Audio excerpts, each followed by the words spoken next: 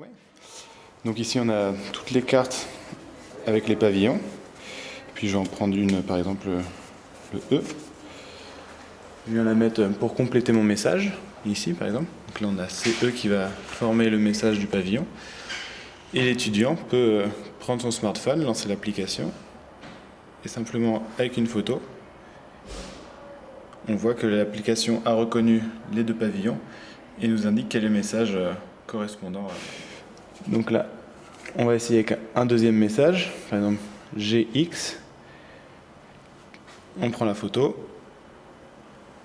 le smartphone la traite, et voilà. Donc là, on voit, il a bien détecté G puis X, et il nous indique que le message signifie qu'on va faire un rapport concernant les résultats d'une intervention de sauvetage.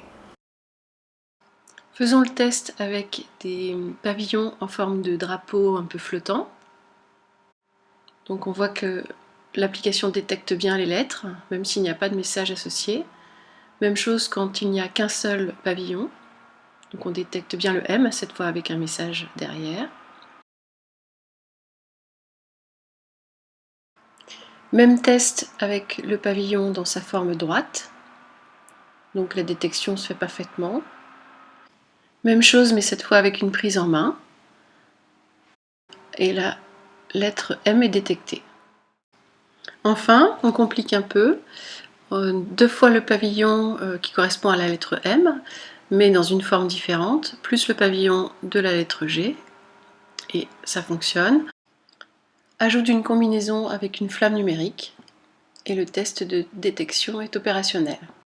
Rouvrons notre application 6X et testons un ensemble de pavillons, cette fois signifiants. Donc l'association de trois pavillons, une fois décodés, nous donne l'affichage des trois lettres XR2, le temps est modéré.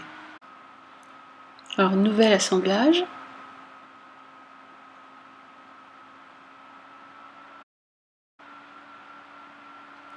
Alors, le décodage de R et E donne une phrase en anglais. Et lorsqu'on les inverse, on obtient le même message, mais en français.